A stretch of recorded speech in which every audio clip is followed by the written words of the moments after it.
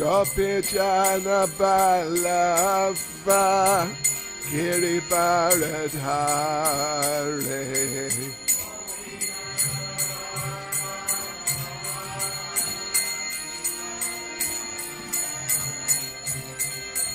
Gopi Jana Ballava Girivaradhare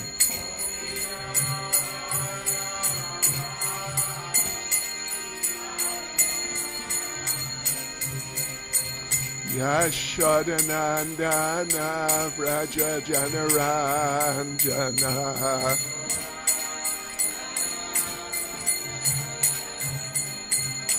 Yashodanandana Vraja Janaranjana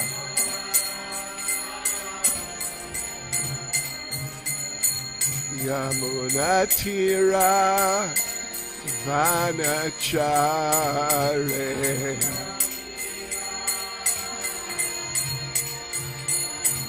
Yamunatira Vanachare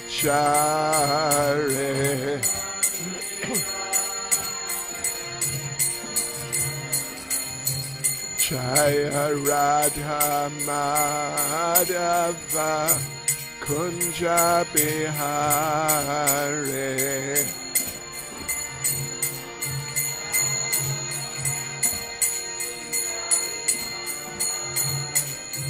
Jaya Radha Madhava Kunja Bihare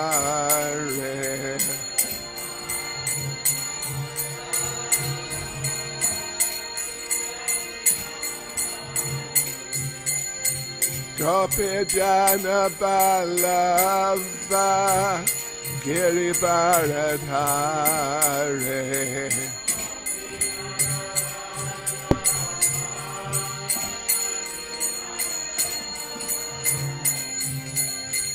Gopi Jana Ballava Girivaradhare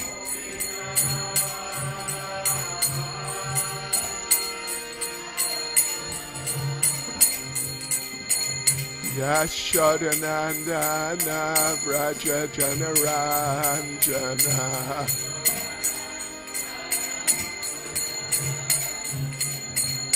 Yashodanandana Vraja Janaranjana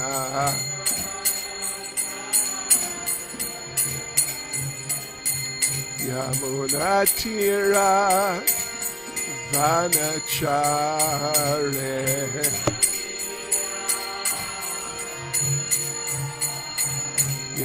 Yamunatira Vanachare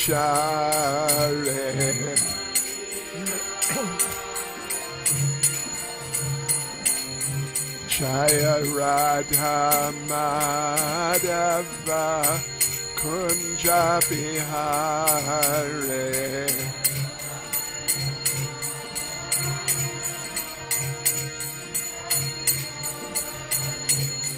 Jaya Radha Madhava Kunja Bihare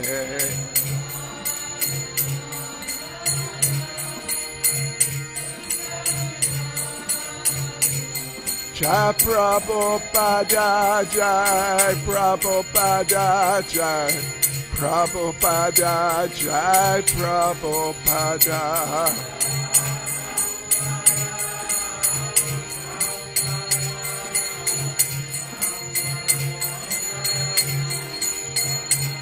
Jai Prabhupada Jai Prabhupada Prabhupada Jai Prabhupada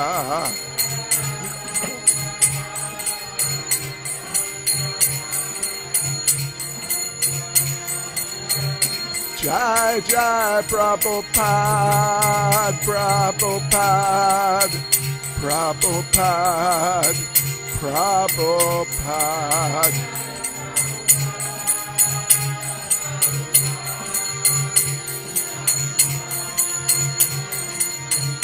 Jai Jai Prabhupada, Prabhupada, Prabhupada, Prabhupada.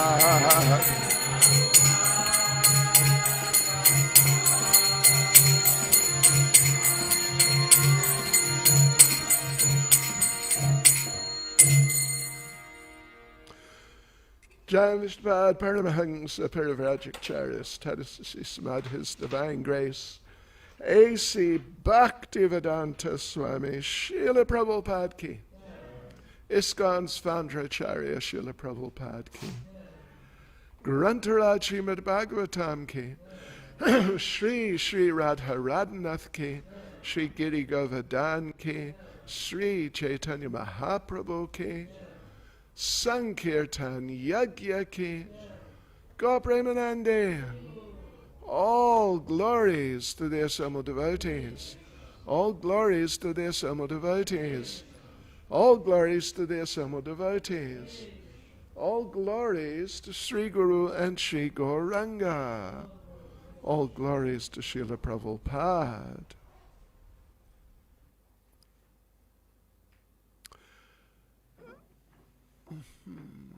Okay. Om Namo Bhagavate Vasudevaya.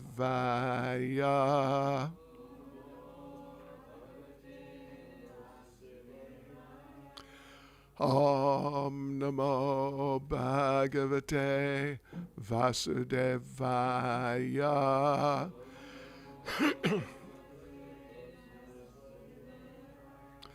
Om Namo Bhagavate Vasudevaya.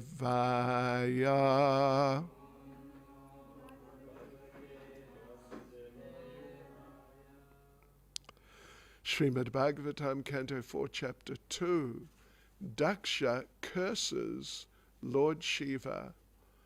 Then the verse 23 is the first one, which has no purport.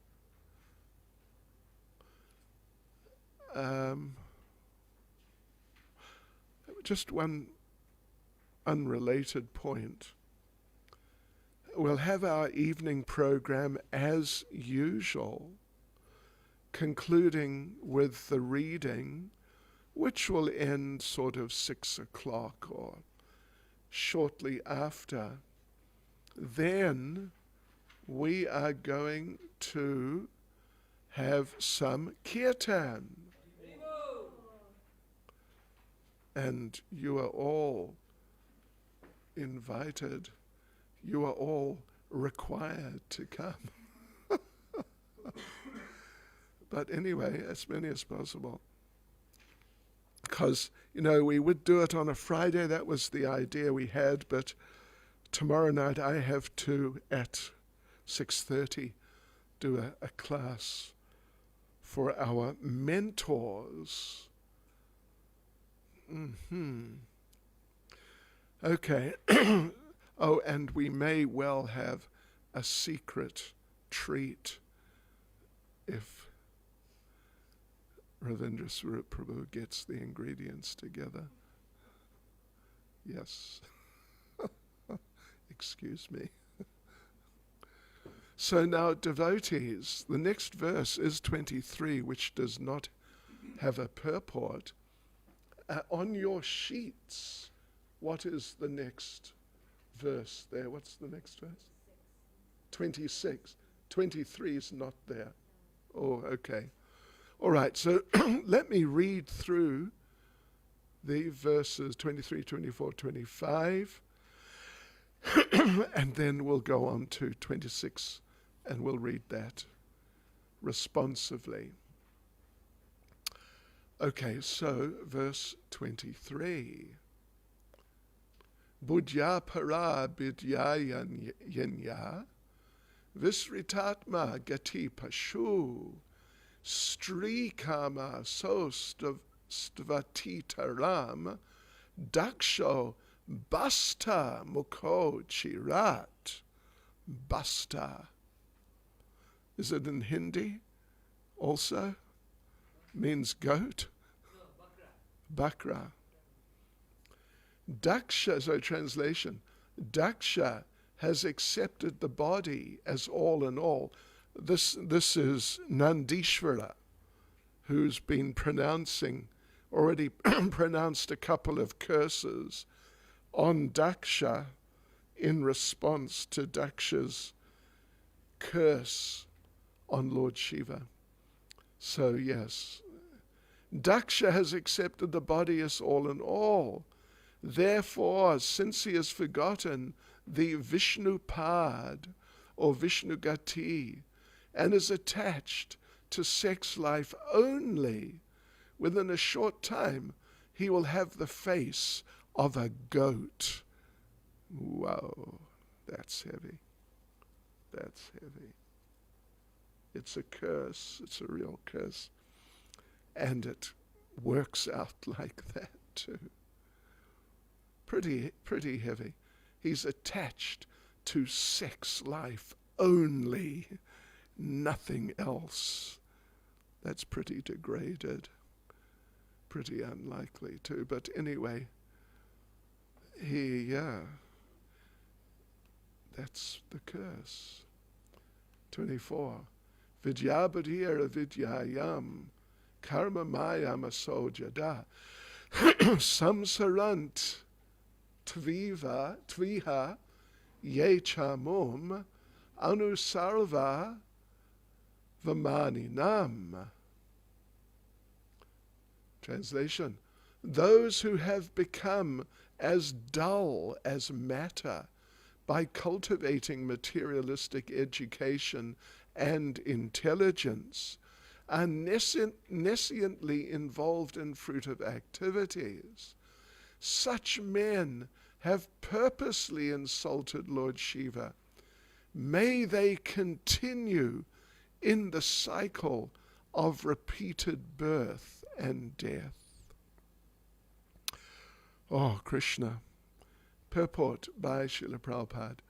The three curses mentioned above are sufficient to make one as dull as stone, void of spiritual knowledge, and preoccupied with materialistic education, which is nescience. After uttering these curses, Nandishvara then cursed the Brahmins to continue in the cycle of birth and death because of their supporting Daksha in blaspheming Lord Shiva. Yes. Well, in my, sort of, I don't know what to say, childish and ignorant way, when I was 21, I understood that, in a certain sense, I understood materialistic education. It's nescience. It's a total waste of time. So I retired at the age of 20. At least within my mind, I decided, that's it. No more of this stuff. And I actually went back to university, a year later or something, to study philosophy, but only because I wanted to figure myself and life out. All right, 25. Gira Shrutaya Pushpinya Madhugandena Burina Matna Chon Matitat Mana Samuyantu Haradvisha. Oh, Krishna. May those who are envious of Lord Shiva, being attracted by the flowery language of the enchanting Vedic promises, and who have thus become dull, always remain attached to fruitive activities. These are just devastating curses, just condemning these people to, what from the spiritual point of view are just hopeless and horrible situations. Purport. The Vedic promises of elevation to higher planets for a better standard of materialistic life are compared to flowery language, because in a flower there is certainly an aroma, but that aroma does not last for a very long time.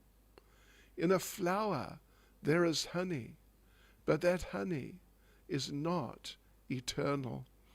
I remember many years ago, really many years ago, I think when we were in Cato Ridge. So anyway, the early to mid 80s, or the early actually 80s, we were going to have a Rath Yatra. We wanted to get flowers, lots of flowers. So not far away, just along the side of the road, was just a whole lot of, I think they call them African daisies. They're yellow, and they look nice, kind of reasonable size yellow flowers. And we thought, yeah, why buy marigolds when you can just pick these things for free? So we did. And by the time we got them on the Rath Yatra cart, they'd all wilted and sort of collapsed on top of themselves. Yeah, and well, it's not just the African daisies, it's the marigolds too. But they can stand up to a bit of wear better. But any flower, just give it a little time. Even we put, look at these orchids, they're nice, aren't they? Really nice. They last longer than practically any. But give them, I don't know, a couple of weeks, and they'll also just be out of it. That's material life. The flowery language of the Karmakandya section of the Vedas, you can enjoy. Oh, you can enjoy so much. Such nice enjoyment. But it only lasts for a little while. And that's just material life overall, in every respect. Right, so now verse 26. Sarva Bhaksha Dvija Vrityai Drita Vidya Tapo Vrata Vita Dehendriya Rama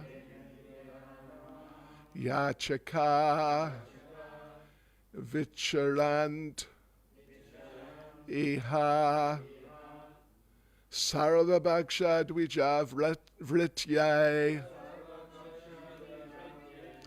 Drita Vidya Tapovrata Vita Dehendriya Rama Yachaka Vicharant Viha Sarva Bhaksha Dvija Vrityai Drita Vidya Tapovrata Vita Dehendriya Rama Yachaka Vicharant Viha Sarva Bhaksha Dvija Vrityai Drita Vidya Tapovrata Vita Dehendriya Rama Yachaka Vicharant Viha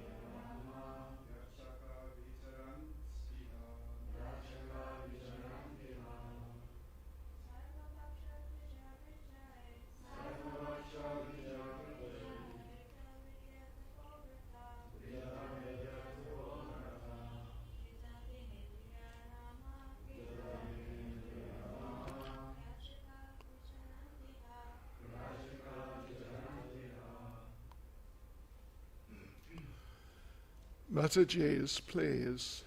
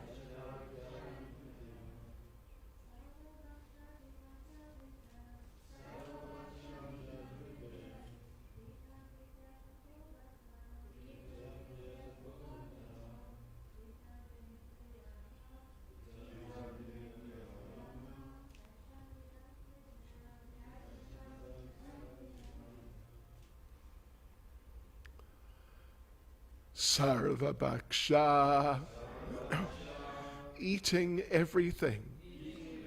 Dvija, the Brahmins.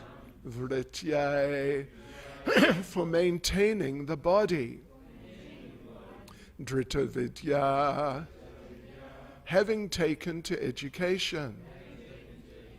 Tapa, austerity. Vrata, and vows. Vita, money. Deha, the body. Indriya, the senses. Arama, the satisfaction. Yachaka, as beggars. Vicharantu, let them wander. Iha, here. Translation. These Brahmins take to education, austerity, and vows only for the purpose of maintaining the body. They shall be devoid of discrimination between what to eat and what not to eat. They will acquire money, begging from door to door, simply for the satisfaction of the body. Purport by Srila Prabhupada.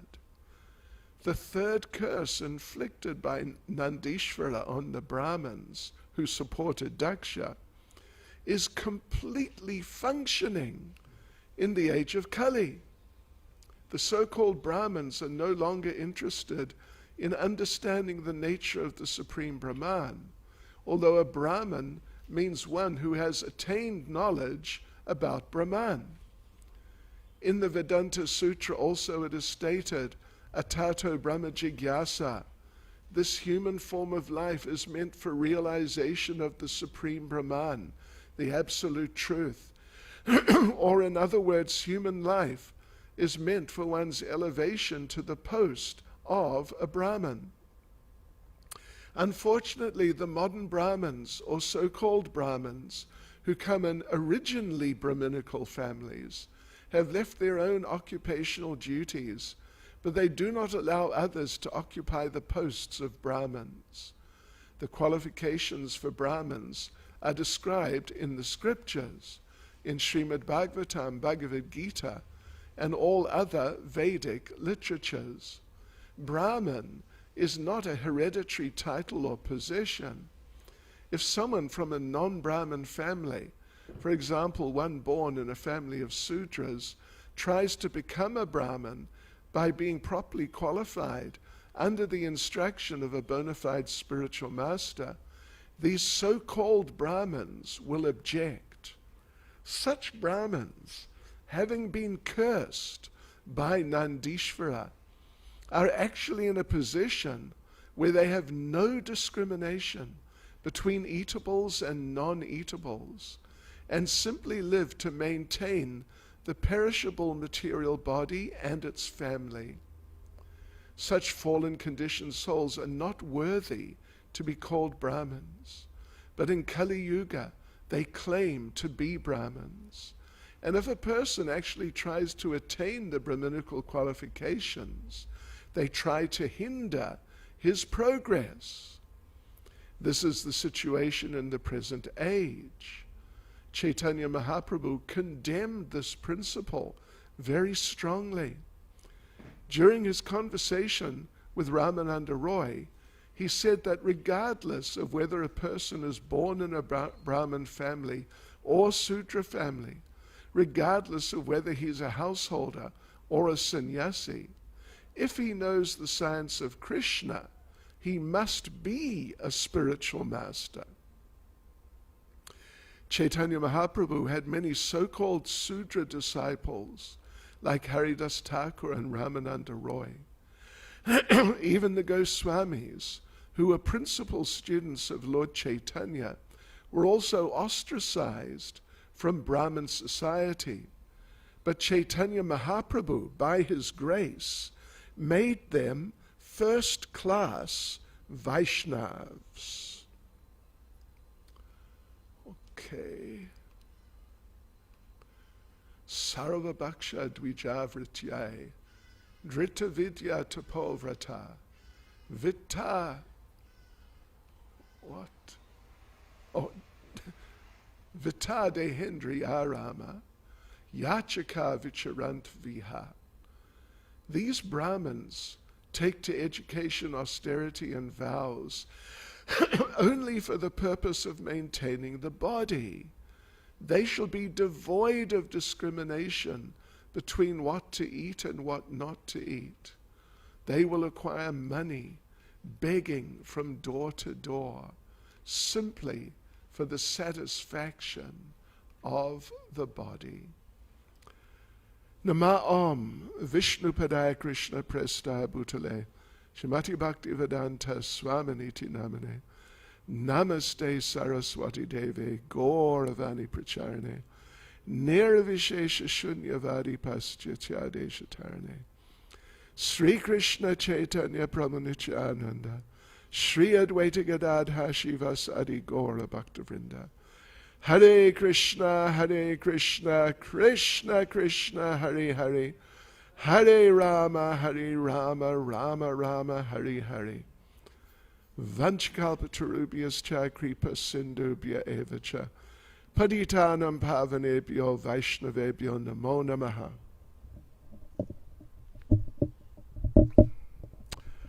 Well, yes, this is really a very emphatic purport by Srila Prabhupada on a subject. I mean, it may be the most emphatic purport, at least it is, that I can recall offhand on this particular subject. There are many purports which refer to this type of situation, but this is exceptionally emphatic. And yeah, well worth noting down and keeping, if you keep, and you should keep, a stock of notes of interesting things from Prabhupada, which you can repeat, bring up when you give classes, because you're all going to be giving class, some of you are already, but you're all going to be giving classes in due course.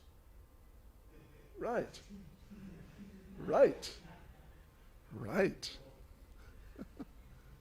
I'm not kidding you either. Yes.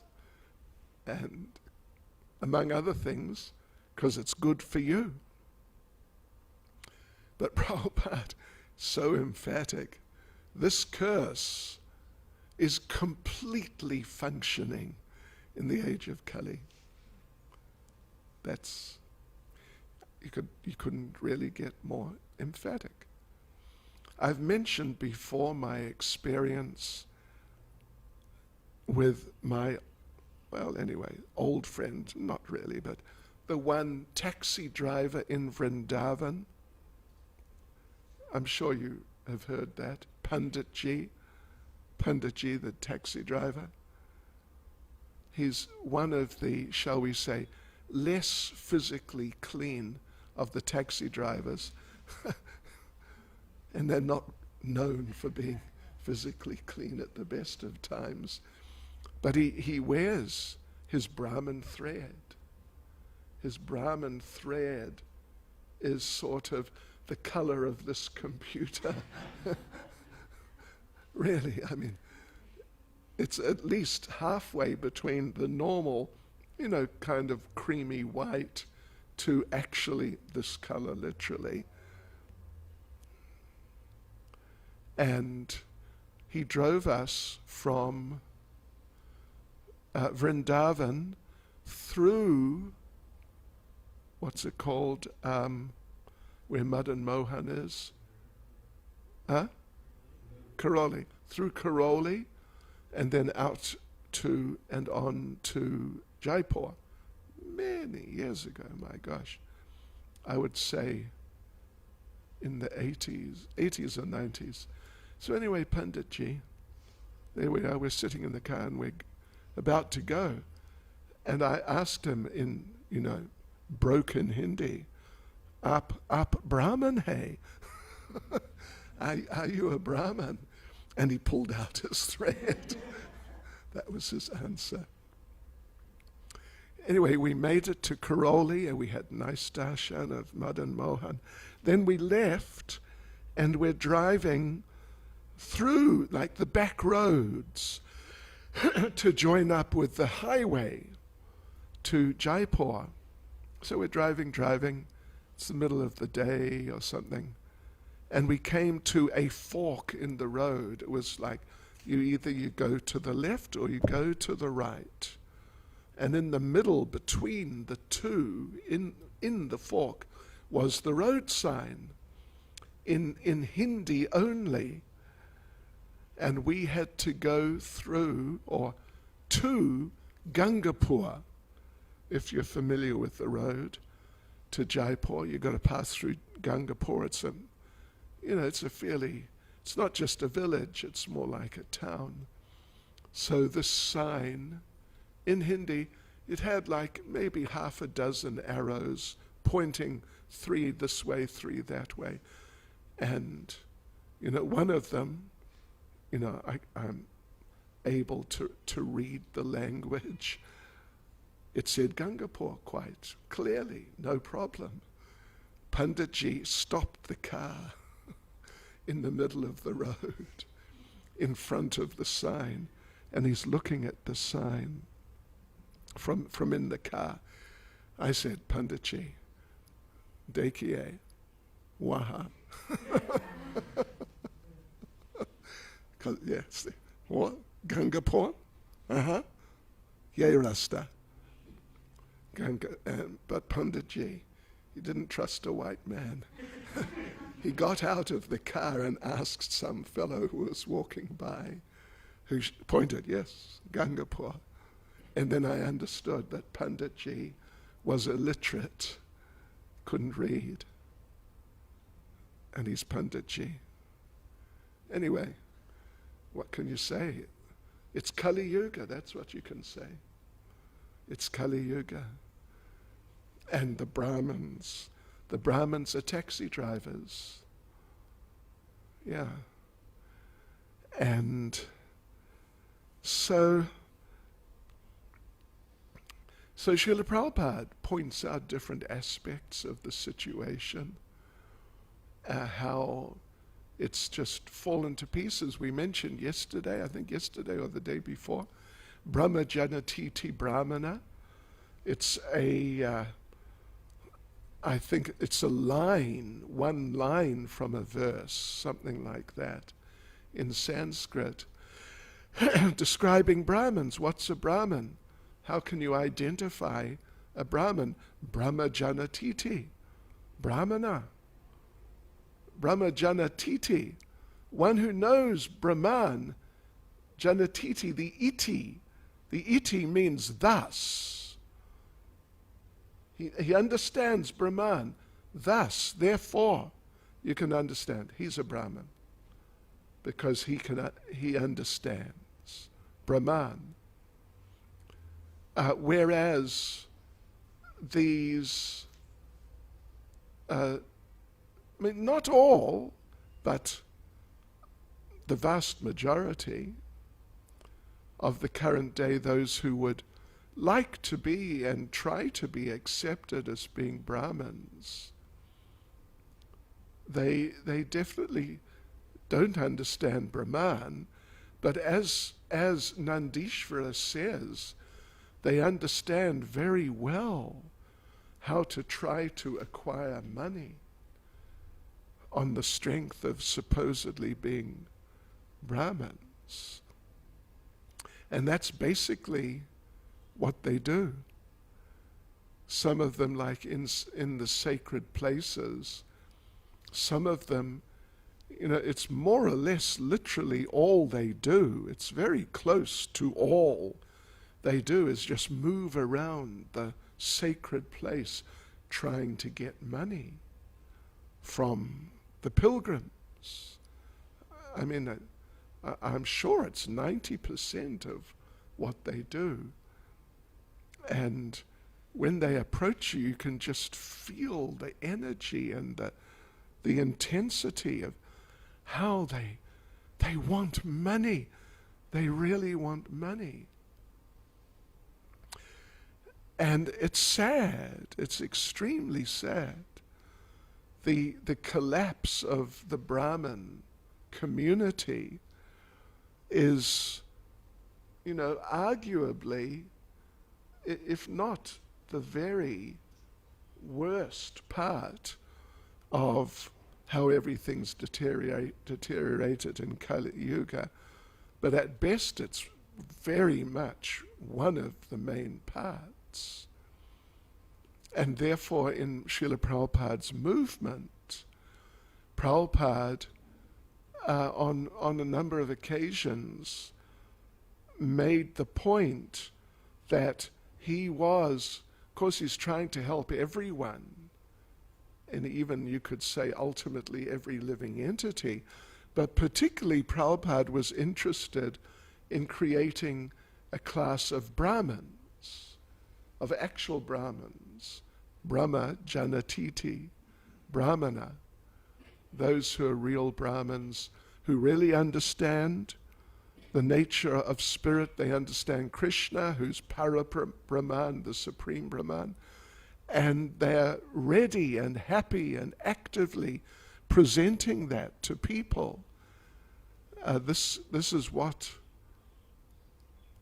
one of the main, if not the main, programs of Srila Prabhupada.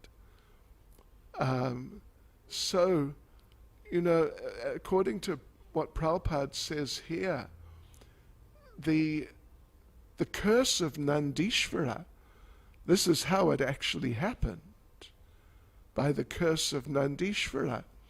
As we have mentioned on a few occasions over the last days, these curses by qualified people, they work, they are effective. They are effective. And of course the curses by unqualified people, they're just making their own lives worse. But like we understand, a related incident in the beginning of Srimad Bhagavatam, there's the description of how Maharaj Parikshit was cursed by Shringi, the son of Shamaka Rishi. Shamaka was a qualified Brahmin, but Shringi, his son, was just a boy, and he was not fully qualified. He was partially qualified. He had some Shakti, but he didn't have the real qualification. So he unnecessarily cursed Maharaj Parikshit to die within a week by the bite of a snake bird. And because he had some Shakti and he was partially educated and partially cultured, but partially was really lacking, but because he was partially qualified, his curse was effective. And within a week, Maharaj Parikshit died by the bite of Takshaka, the snake bird. So, but because it was done improperly, because he was unqualified and it was not an appropriate curse, then there were karmic reactions for the whole Brahminical community. Because as they say, what is it they say? It takes, like, is it a community to bring up a child? They say a village, okay. It takes a village to bring up a child. But the child that's produced by the village, there are implications for the village. Yeah. There are implications for the village. Like when Lord Nityananda visited the place, the village of Ramachandra Khan, who had offended Haridas Thakur. So when Lord Nityananda came with a whole group of followers, and they were asking, where could we stay? Who's got a big place, enough facility for all of us? People said, oh, go to Ramachandra Khan, because he was supposedly a Brahmin, and he was wealthy, he had the big place. So they went there. And if I remember correctly, Lord Nityananda himself asked. Anyway, if not himself, someone asked, and Lord Nityananda was there, but I think it was Lord Nityananda himself. And Ramachandra Khan sarcastically said that, oh, you have so many people, I don't think my place is big enough. There is a milkman just down the road. He has a big cow barn. It'll be big enough. Why don't you go to him? In other words, it's an insult, deliberate insult. Go to a place with the animals. And as a result, Ramachandra Khan lost everything. But not only Ramachandra Khan, the whole village lost everything. Yeah, because of their connection to Ramachandra Khan, the offender. So for us, it's very important. We're a community, we're a village. We are a village. And it takes a village, it takes a temple community to really help a devotee to become a devotee and really mature as a devotee.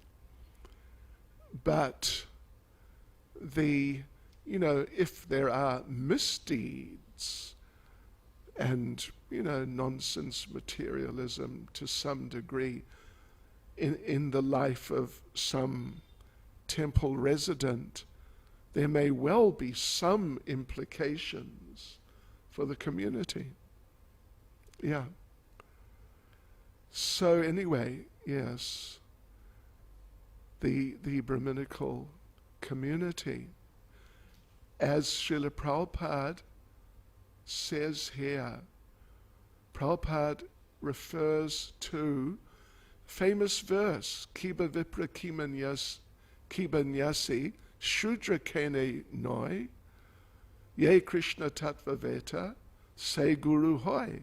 Famous, one of the very, very famous verses of Lord Caitanya. Kiba Vipra, if you're a Brahmin, Vipra means Brahmin. Kibanyasi, if you're a sannyasi. Shudra, Kene Noi, if you're a Sudra. Whatever. Yea, Krishna Tattva Veta. Yea means who, that person who. Yea, Krishna Tattva Veta. That person who knows Krishna in truth. Say, that person, Guru Hoy, that person's a guru. And so the way Prabhupada puts it, I don't know if you noticed it, it's really interesting. During his conversation with Ramananda Roy, Lord Caitanya, said that regardless of whether a person is born in a Brahmin family or Shudra family, regardless of whether he's a householder or a sannyasi, if he knows the science of Krishna, and how did Prabhupada put it? He must be a spiritual master. He must be. Not just he can be, he may be, or something, or even he is, but he must be a spiritual master. Krishna Tattva Veta. If he really understands Krishna, of course, to understand Krishna, that's another thing. Krishna is so vast that, well, Srila Prabhupada said, even Krishna doesn't understand himself completely. Therefore, he appeared as Lord Caitanya because he just couldn't understand Radharani, who is a part of himself. And Prabhupada also said, Krishna is ever expanding. He's just constantly expanding, and he's just expanding endlessly. And so Krishna expands beyond whatever state he was in, say yesterday. He expands, and now he has to understand, he has to understand the newly expanded part of himself. But as he's doing that, he's expanding further. Get the idea? Anyway, it's interesting. So to understand Krishna, completely, is not possible. But to understand Krishna sufficiently, that's possible. Just like Prabhupada made the point that the disciple can never understand Krishna consciousness as much as the spiritual master does. So therefore, the idea that I will take over because, I'll become qualified like my spiritual master, it cannot be. But still, even though that's happening generation after generation, still the disciples of the previous spiritual master, they become spiritual masters. And by their instruction and example, so many other people become devotees. It's, a little bit on the inconceivable side, but it's like that. Yes. So, Brahman means one who's attained knowledge about Brahman. And Prabhupada says, in Vedanta Sutra, we'll run out of time. Well, okay. It is stated, Atato Brahma Jigyasa, it's the very first statement. It's like the invocation. Atato Brahma Jigyasa means, it's translated generally as, now in the human form of life, we should understand Brahman. Srila Baladev Vijabhushan gives a little more detailed explanation that atato is a compound of the same word twice, ata, ata. Ata, ata becomes atato when the first letter of the next word is B. That's a Sanskrit rule of Sandhi. Atato, ata, ata. Ata means, literally can mean thereafter. So after something, Brahma Jigyas, you should understand Brahman. But it's after two things, ata, ata. Thereafter, you should understand Brahman. And the explanation which he gives is that the first ata means after you've been living as a sort of human animal, purusha pashu. means a human body, human being externally, but living like an animal, simply eating, sleeping, mating, defending. That's the way of life. So human animal, mixed human animal. So after that, after giving up that just grossly animalistic life, that's the first thereafter. So what's the second thereafter? After what should you then, or can you then, inquire into Brahman? He says, after using religion, the first atta, living like an animal, means you just work to get things for material enjoyment. But the second atta means after using religion for the same things. Eating, sleeping, mating, and defending. So he says, first is after being a human animal. Then he says, the second one, after being a religious animal. After being a religious animal, that you're praying to God as the Christians do with all respect. Give us this day our daily bread. We want bread, please. Some nice roti. Some black Russian bread. That's special. So, but through praying to God, and Prabhupada didn't appreciate that prayer. Yeah. So after just living like a gross animal but having a human body, and then after being a religious animal, using religion to get food, etc., a better job, and all that, then you should inquire into Brahman. And then you can become a Brahmin. But otherwise, if you just because your forefathers may have actually been qualified Brahmins, but you're a taxi driver or something, that doesn't mean you're a Brahmin. Actually, you're not a Brahmin. You're a taxi driver. You're a Sudra. Hare Krishna. Srila Prabhupada Ki Jai. Any comments or questions? Words of wisdom, correction, addition, subtraction. Lakshminath Prabhu. Marie. Hare Krishna. Oh, yes. I'm not related to this, but I'd just like to say, Oh, just to add something about the flowers Oh. in the ridge. okay. It's actually appropriately called daylily. Oh, I see. That flower is actually called daylily. All right. It lasts for a day. It lasts. When you pick them. Yeah. Well, the ones we picked didn't even last a day. They lasted a couple of hours. Okay, thank you. A botanical point. Srila Prabhupada Ki Jai. His Holiness Srila Bhakti Caitanya Swami Maharaj Ki. Maharaj, you're supposed to make an announcement about the change of date. Oh, okay, yes. Oh, thank you very much.